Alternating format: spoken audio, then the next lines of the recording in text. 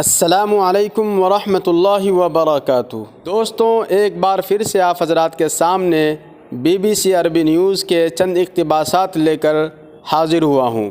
آج کی ویڈیو میں ہم جانیں گے کہ عربی اخبارات کو کس طرح حل کرنا ہے اور ان کے اصطلاحات کیا کیا ہوتے ہیں، تاکہ ہمارے پاس اصطلاحات کا خاصا ذخیرہ موجود ہو جائے اور عربی اخبارات کو حل کرنا آسان ہو جائے۔ عبارت ہے: وَتَقُولُ تَقَارِيرُ أَلْمَانِيَّةٌ إِنَّ مَجْمُوعَةً مِّنَ الشَّخْصِيَّاتِ الْعَسْكَرِيَّةِ السَّابِقَةِ الْيَمِينِيَّةِ الْمُتَطَرِّفَةِ خَطَّطَتْ لِاقْتِحَامِ مَبْنَى الْبَرْلَمَانِ الرائخستاغ والاستيلاء على السلطة۔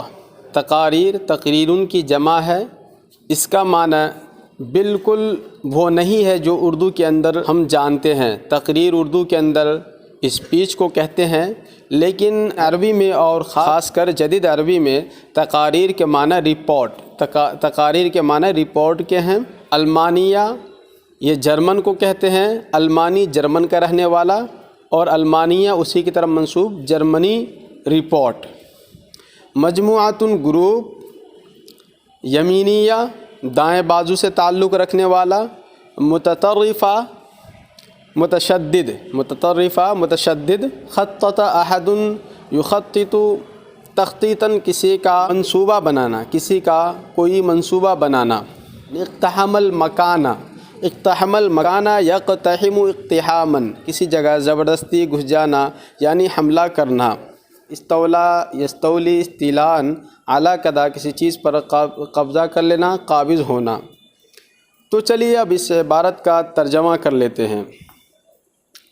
جرمنی رپورٹ کے مطابق، جرمنی رپورٹ میں اس کا کئی طریقے سے ترجمہ کر سکتے ہیں۔ تقول تقاریر المانیہ کا جرمنی رپورٹ کے مطابق، جرمن رپورٹس میں کہا گیا ہے کہ، اور جرمنی رپورٹ میں یہ مذکور ہے کہ انتہا پسند دائیں بازو کی سابق فوجی شخصیات کے ایک گروپ نے پارلیمنٹ کی عمارت ریخستاگ پر حملہ کرنے اور اقتدار پر قبضہ کرنے کا منصوبہ بنایا تھا۔ دوسرا پیراگراف ہے: وَيُزْعَمُ أَنَّ رَجُلًا أَلْمَانِيًّا مِّنْ أُسْرَةٍ نَبِيلَةٍ يُوصَفُ بِالْأَمِيرِ وَيُدْعَى هاينريش الثالث عشر، يبلغ من العمر 71 عاما، كان له دور محوري في خططهم، زعم أحد الشيء يزعم زعما، کسی کو الزام لگانا، دعویٰ کرنا۔